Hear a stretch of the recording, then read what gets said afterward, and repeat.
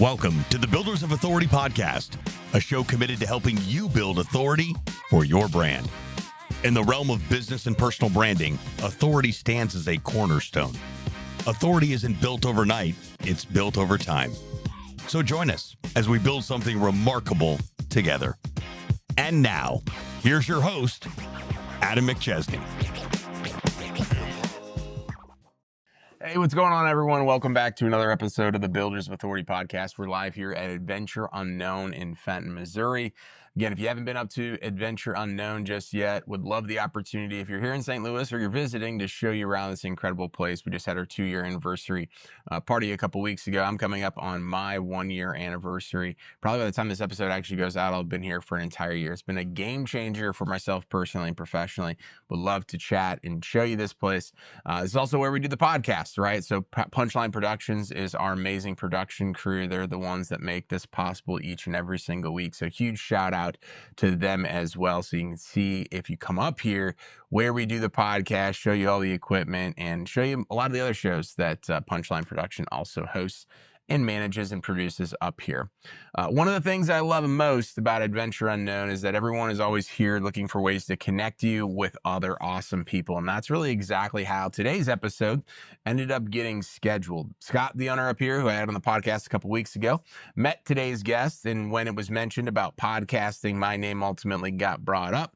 Scott connected us. We had a chance to chat up here at AU a few weeks back, and then we got today's episode scheduled. So today I'm joined by Ian. Ian is the co-owner and a chiropractor at Health and Performance Center here in St. Louis. Ian, welcome to the show, man.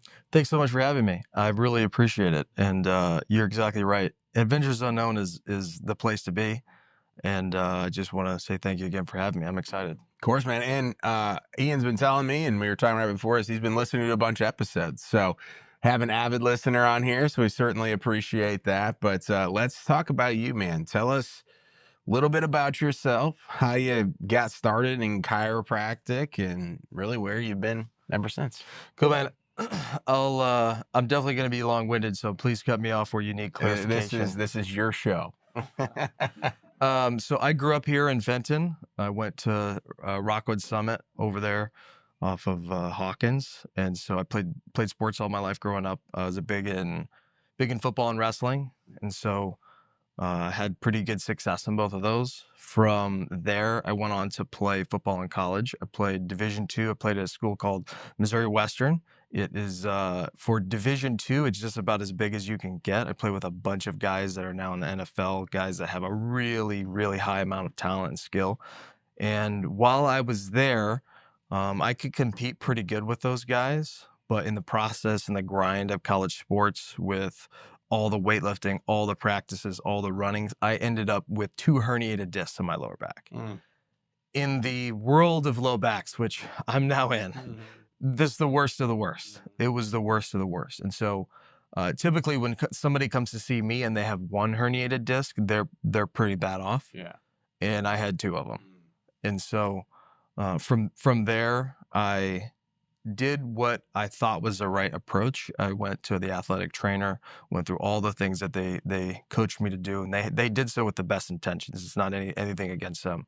I did the medications, I did the physical therapy, I did the exercises, the stretching, all the stuff that they had available. And it was probably 8 to 10 months later, I just found that I wasn't getting any better. In fact, I was getting worse. For somebody like me, you can't really see that well on camera, but I'm super short. And so in the world of being short and playing college football, you have to be super athletic and fast. And so I was losing that like percentages on the week because of the injury. So it was like shutting off my entire left side. It was really nasty injury. And so I was at my wit's end. I will give credit to my mother here. She eventually was like, why don't you just go see my chiropractor? I was like, I don't think so. It's like, I don't really want to. And from there, I eventually gave in. We went to an orthopedic specialist, spine specialist. He gave me an answer that I wasn't really happy about. He basically told me that because of the injury I had and how it looked on imaging, that he's like, you'll probably never lift weights again. And you should probably consider like maybe stopping your athletic career. And I had 2 full years of eligibility left. I just wasn't going to accept that answer. And so I went to a chiropractor, very old school traditional guy. But that was basically my intro to chiropractic, was the old school way, the people that have been in the clinic for 15, 20 plus years. And I got adjusted. It was literally one of those, like, overnight I was better in a 24-hour span than I had been in 10 months of doing everything else. And so from then on, I was just totally intrigued because I didn't know anything about it. And so I kind of I did what the modern day person does, which is get on YouTube and watch videos about chiropractic. So, And let me stop you. But at this time, what were you studying in college? this is a great question. I was a psychology major. Okay. I had no clue what I wanted to do. Okay. No clue whatsoever. And so I was a psychology major, kind of just scraping by because it was interesting, but it didn't catch my attention enough, right? And so when I realized that I liked chiropractic a lot, I had to switch. So I switched with 2 years left to exercise science, which was the basically prerequisite bachelor degree to get into chiropractic school. And so I switched to get that. I finished a full major in 4 semesters, which is pretty tough for an undergrad degree. And went to chiropractic school, and that's all she wrote, man. Now I'm here. That's wild. So you take a injury, right? You take a what could have been like a life altering event, like quitting football, those different things, and probably like the stubbornness of somebody that's in college that just gets told, like, hey, you shouldn't do it. I think the coolest part about that story is, like, you just didn't allow what one person said, albeit a medical professional, quote unquote, to say, hey, like, this is what you should be doing. And then from there said, hey, I'm going to go explore this technique of potentially seeing if, I mean, at that point, 10 months, it probably couldn't have gotten any worse than it had been. I'm going to go test this thing out. And then this is really cool. I'm going to go to YouTube University, start doing this. I'm going to go change my major. And so as you're going in and doing that, what did the rest of the next 2 years, like, did that help? Like, did you get back on the field? What did that look like? It's a great question. So I did get back on the field. So what happened was I went to the initial chiropractor, got awesome results. That guy was about a 45-minute drive away. For a college kid that had classes and spring ball practices and all these things that I had to be there every day for, that wasn't super practical to get on a treatment plan. And so I eventually found, through the athletic trainer, it was a gal, Dr. Ashley was her name, that she was local to college where I was at. And so I went to see her basically for that entire summer. I was weekly for 3 months. I was very committed to her treatment plan. And then from there, I did get back to the playing field. I played a decent amount and was able to get back into all the things that I thought were going to be lost. So the running, the being a short guy, being able to be elusive and all these things, I was able to get all that back at the time as close to 100% as I was happy with. And so it was fantastic. I was really, really happy with how it went. That's awesome. So you go all in on chiropractic, right? Like, hey, this is going to be the thing. And so talk to me about kind of post, your bachelor's and doing all that stuff, getting into chiropractic school, and then going, of course, and being where you're at right now. This is a hilarious story. In undergrad, on the scale of bad to good for writing, I was really bad. And so I had a girlfriend at the time who's now my wife. Shout out to my wife. She helped me write my entrance letter into school because I wrote it and she read it. She's an attorney now, so she's like grammatically off the charts, right? And so she helped me write it because when she looked at my first copy, she was like, this is not good. And so, like, I knew and ChatGPT wasn't around. ChatGPT wasn't a thing. And so she helped me write that and I got accepted. And so I had 2 options. I graduated undergrad in December of 17.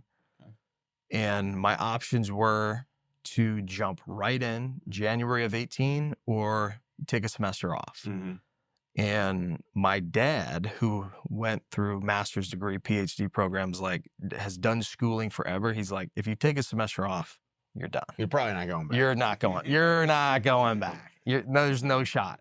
And so I was like, okay. So I just dove in. And so I graduated December of 17. I had a couple weeks off. January, show up for class, which was kind of nerve wracking, but at the same time I was excited, because at the time I felt like this was what I was supposed to be doing. So it really just lit the fire under you, like this is where I should be. This is what I'm gonna be dedicated to doing. So it was a pleasant transition. Although in school, for people that don't know the curriculum for at Logan University, here's where I went. The curriculum's like really hard. It's like a lot of classes. I know multiple people that have gone through that, and I'm like, man, you're paying to go do that? It's pretty tough. Yeah. But because I was so motivated to learn more about this profession and like be the best, because as an athlete, you don't want to be second, you want to be the best. Yeah. And so it was really a tough transition being a semi-decent student to being a full-time, like you're a professional student while you're in school. So that was an interesting transition, but overall I really enjoyed it. I have only good things to say. Yeah. And so as you're kind of in chiropractic school, was the intention of like, hey, one day I want to own my own place, or I want to go be a chiropractor for somebody? Like, walk me through kind of that journey, and then once you graduated, all that good stuff. Sure. So when I got into school, from day one, I always wanted to own my own place, for sure. I think that's the dream of every chiropractor. Yeah. And my only experience in chiropractic was the old school, was the traditional way. And so when I got in, that's all I knew. That's what I wanted to do. And as I got deeper into the curriculum, I learned that there's a lot more nuance in deciding how you want to practice. Where do you be an associate? Do you own your own clinic? All those kind of business sided things that I was just totally unaware of. I learned more about that and realized that opening your own office right out of school is not the best idea, right? There's a really high failure rate for young docs that get out and do that, because you learn how to be a good clinician. You don't learn anything about business. Yeah. And so I joined a practice, the same practice I'm at now. It's called Health and Performance Center. It's in Maryland Heights. And it was the perfect opportunity for me at the time. Love it. And that's where I think, whether it's traditional four-year colleges or chiropractic or all that stuff, I think I have friends that are chiropractors. I've talked with many people. I used to do digital marketing for quite a few of them, and they all have some type of story where, it's like, hey, when you get right out, you only have the skill set of like being really, really good at the thing, but marketing is usually a struggle, follow up and CRM stuff, processes and system, like all of those things. And I think that, and this is why I explain, like, whether it's the four-year college, because I learned nothing about, even though I was a business major with multiple degrees, like I truly learned nothing outside of one entrepreneurial class with one professor that ran businesses that I can go tangibly go listen from. But people go out into the real world, and if you go to college and you're like, man, I just want to run a business and I just want to go do that, all power to you. But I think there's so much power in going and working for somebody else, even if it's not maybe in the business that you ultimately want to do outside of chiropractic. If you're like, hey, I want to, go run a marketing company, but then you go get experience somewhere else just because you're like, I want to be in a business where I have some structure and order. I think some of the best entrepreneurs and innovation comes from that, because you go and you learn the stuff that otherwise you wouldn't learn, but you also learn like, hey, I would go do that differently. And so tell me about, like, obviously you're at the practice that you started with that you now have ownership in. Talk to me a little bit about like not having to jump right in and being able to kind of do it. Not to say you didn't have your, anything to lose, but not the same thing as if you took out a bunch more money to go start this thing. So it's the best opportunity for any new graduate is to join somebody's practice that has all these systems in place that can make sure that you're not going to fail, right? When you still have to make a rent payment every month, and if you're on your own, like, that's a lot more stressful than if you're in a place that has all these systems, like you mentioned, the marketing, the CRMs, the follow-ups, the admin help. Like if you go to a place that has that, it's so much better. Yep. And so that decision for me was all about that stuff. I'm like, I think I probably could have done it on my own. I could have struggled through it, just being super motivated, but it would have been a tough life. And so joining a place where I am now, it's the same office, by the way, health and performance center with an established practice and all that. It's the best way to go when you're a new doc. Yep. And that's where I think so many people miss the boat is they want to go. And I think my view on entrepreneurship has changed a lot over the years because I have friends that, for example, that own accounting firms. They're not CPAs. I have friends that have made a lot of money buying and selling businesses, and they have no day-to-day responsibility inside of companies. When I first heard of entrepreneurship back in like 2013, when I was still in college, I'm like, at the time, like Uber had just came out. So I'm like, how do I go create, everybody thinks, how do I go create the next Uber? Well, like the likelihood you're going to go create something like that is pretty low, not to mention the probably 15 times somebody failed before that. And then you get, and I work now with a lot of like home service businesses and contractors, and you're talking to roofing companies, HVAC, plumbers, tree service companies that are, maybe some of them did go to high school or did go to college. Some of them didn't, and some of them didn't even make it through high school. And they learned by going and working at a roofing company or doing something and go starting their own thing. And it's like they're making, more money than most people that I know that have the craziest degrees that are out there. But there's a whole business savvy and or just being in the entrepreneurship game and or wanting to be in the entrepreneurship game, but going and taking the right steps like you talked about, that is just not talked about or taught. You think you have to go reinvent the wheel and go do something crazy. It's like, man, you can go into an existing industry and which is what I want to get into here in a second with what you guys do. And just go make it a little bit better. Have a different twist on it. Have a different marketing message. Do something different. So leading into that, I know you and I talked a little bit a couple weeks ago. What makes you guys different? How do you guys take it from, incoming patient to basically putting them on a treatment plan? Walk me through that a little bit. Yeah, that's a great point, and I'm gonna do my best to explain that for the people in like layman's terms. But I want to emphasize something you said because I think it's super important.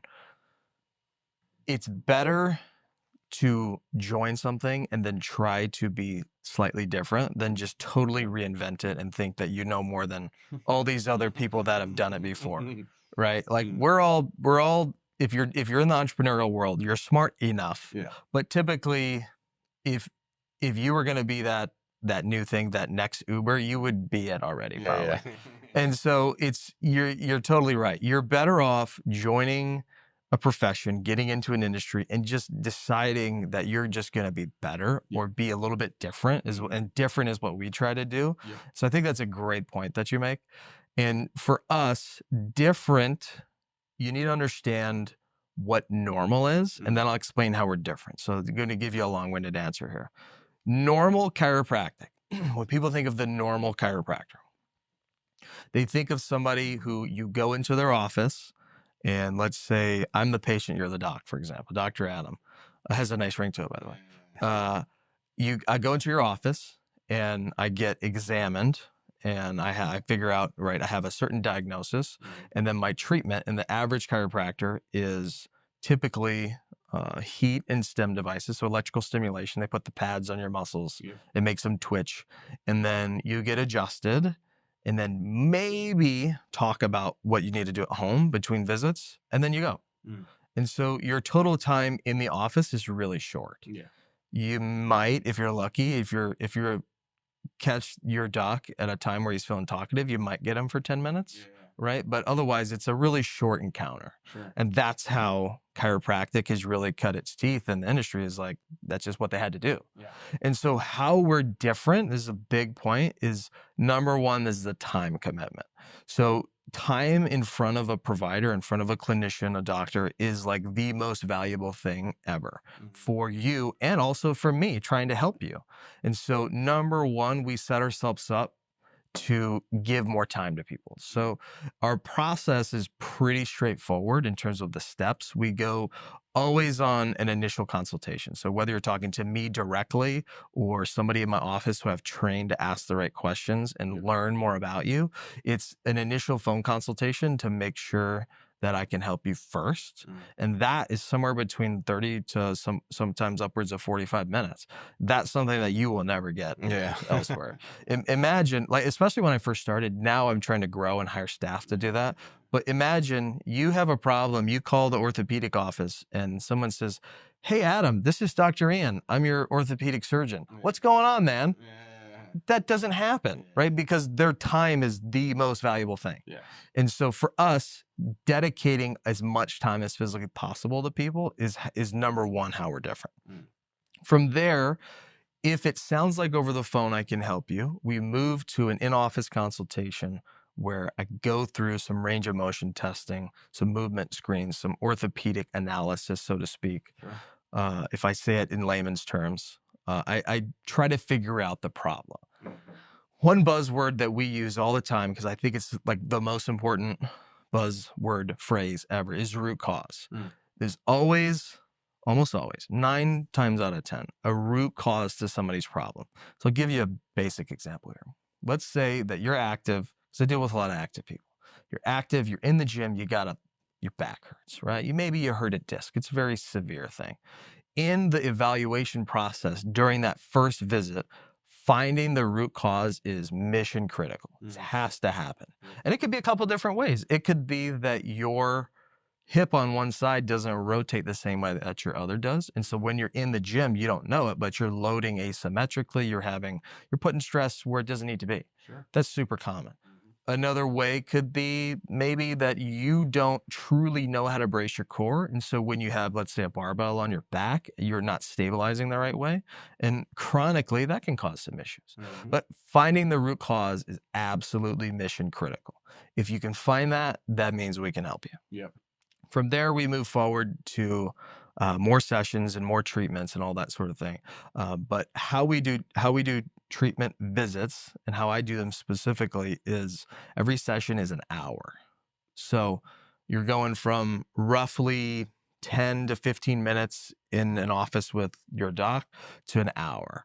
That hour allows me to do anything that I think will get you better. Typically, that's chiropractic adjustments on the table, the traditional things, making your joints crack, right, is how people know it. That's soft tissue work, whether I use a thumb, an elbow, soft tissue tool, like people know the word Graston, sometimes that registers with people. And then following all that up with the exact rehab that is going to fix the root cause. So combining all that in a long format manner and putting so much time and effort into identifying the root cause, that's what makes us different. So with that, you talk about like most practices do 10 to 15 minutes. You guys are doing an hour. Are you with them the entire hour, like as the doc? Undivided. How, just from my curiosity, from like a profitability business standpoint, why aren't more people doing that? Because it seems like, okay, it's very my brain goes to, oh, that's great content for you guys to be able to market, to put out on your social media, to put out in written content, all this stuff. Because it is like, I don't know other people really doing that. So one, from the business side, like, how do you guys make that work, and why aren't other people doing it? I was hoping we'd get here. Being the entrepreneurial podcast, I figured we would.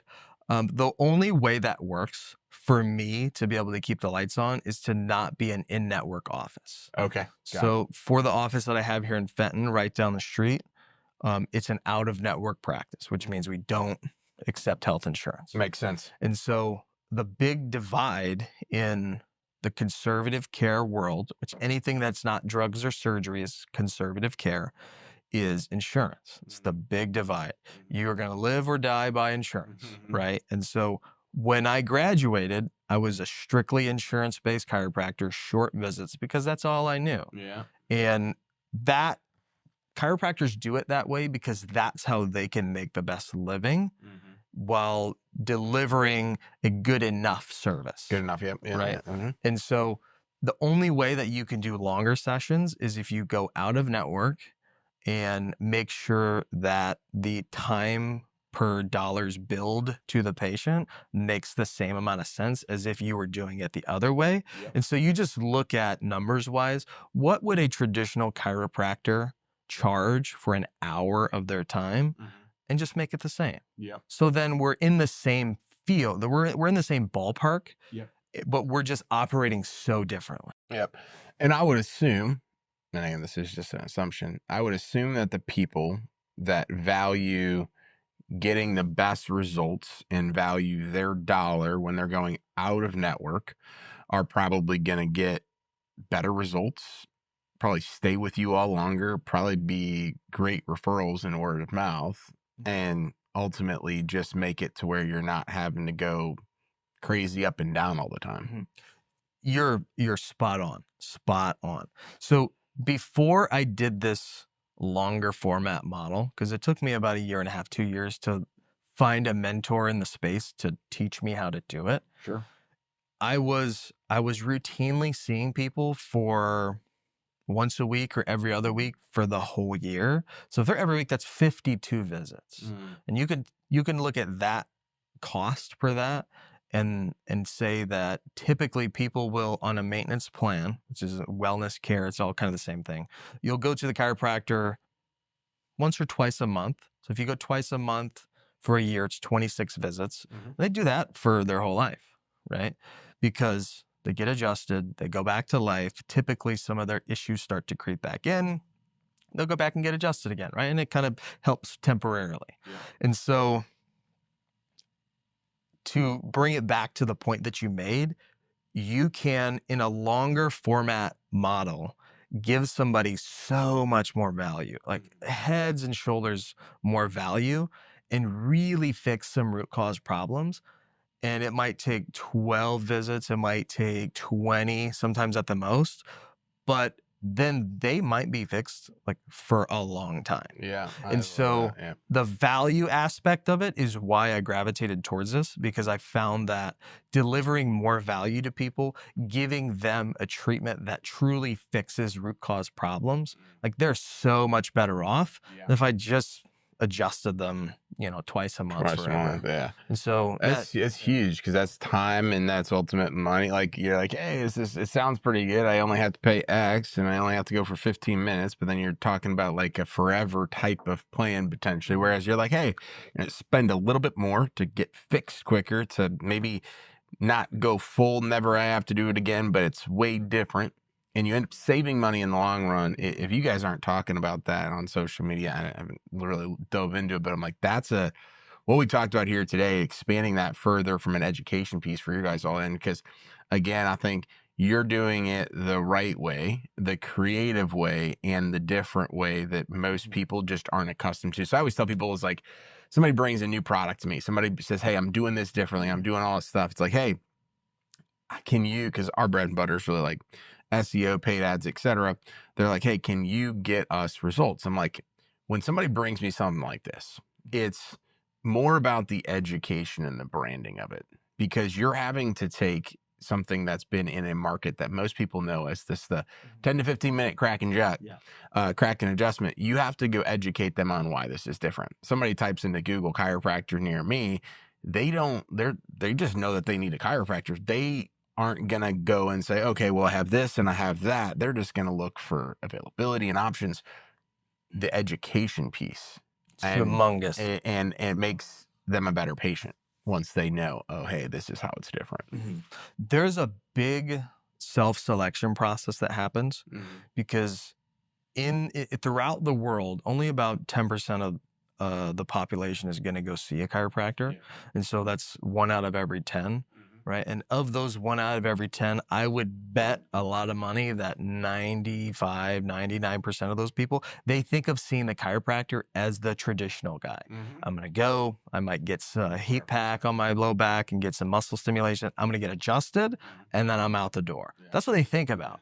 And so when people are searching for a solution and we pop up, there is a massive education process. I mean, it's humongous. I'm happy you said that. I mean, you get it. You get it. Yeah. And so the process of why we do our steps is because people need to know that, number one, how and why we are different, like why we do it this way, but also that this is an option, because a lot of people don't know this is an option. And I have never had, in the 2 years that I've been doing it this way, somebody that gets done and say, I wish I would have done the traditional route. This just never happened, right? Because if you set yourself up to deliver value and really get outcomes for people, like, they're happy. Like, it's a little more expensive up front, right? But in the long run, they save so much more. And I'm gonna give you a couple examples here. So in the world of low back pain, chiropractors and low backs, we have an affliction for low backs, right? But sciatica is super common. Disc problems, sciatica. In that world, we know on the stats, if you have a problem, let's say, we'll use you right now. Let's say you have sciatica right now. You can do some things, whether you go to the regular chiropractor, you go on YouTube and find some stretches and do whatever. You can typically, if it's the first time you've ever had it, typically it will resolve relatively quickly, won't have many side effects. But we know based on stats, if you've had it, sometime in the next year, it'll probably flare up again. Because once you've had it once, you're now predisposed to it happening again, way easier. And in my world, I talk to people, I just talked to somebody last week that said, every year for the past 10 years, I have a sciatica flare up. Like, every year, it's normal to them, right? Because what they do is they have a flare up, they go get some treatment, the pain goes away, they fix the problem, and then they stop what they're doing. And so if you look at what they do for their solution at that time for 10 years, if you add up all that money, I would guarantee that is more than what they're going to spend with me for the next 3 or 4 months. But people don't think about it that way. No, and they're so thinking about immediacy. Back to your point, there's a massive education piece that goes in there. And it was challenging at first, but we're getting better at it. And so it's just something it's always a thing now. Love it, man. Well, this is an awesome episode, man. I learned a lot, not just about you and your business, but just about chiropractic and just about, like, really, a different model inside of entrepreneurship, man. So this is really cool, man. I'm glad we got the chance to do it. Where can people stay connected with you and learn more about the Health and Performance Center? Our best option is our Instagram. So the office that we have here in Fenton, I'm super active on. I pretty much manage and run that whole Instagram. It's HPC_Fenton. That is where they can find us. I'm super active on there. From there, we try to be active on our website. SEO world, you got to keep the blogs and the posting and all this. So we do our best with the website, but Instagram is the best place for us. Love it. Well, we'll put all that stuff in the show notes. Where, address-wise, where are you guys at here in Fenton? I am right off of Haran. So if you're in Fenton, you know where River Chase is. I'm a stone throw away. Love it, man. Love it, man. Well, this was awesome, man. I really appreciate you coming in and hope you had some fun along the way. This is great. Thank you so much for having me. I really appreciate it. Love it. And thank you so much for listening or watching today's episode. If you're listening, make sure to leave us a 5-star review on the podcast platform of your choice. We're trying to get more reviews. Definitely helps push the needle forward and get more eyeballs and attention and ears listening to these episodes. If you're watching on YouTube, subscribe to the channel, leave a comment with your thoughts, what you learned from Ian, what you learned from our conversation, and make sure to consistently share this stuff on social media. Thank you so much for watching or listening to today's episode. We'll see you next week. And remember, authority isn't built overnight, it's built over time. Thanks so much for tuning into this episode. We sure do appreciate it. If you haven't done so already, make sure you're subscribed to the show wherever you consume podcasts. This way you'll get notifications as new episodes become available. If you feel so inclined, please leave us a review. We sure do appreciate it. Until next time, friends.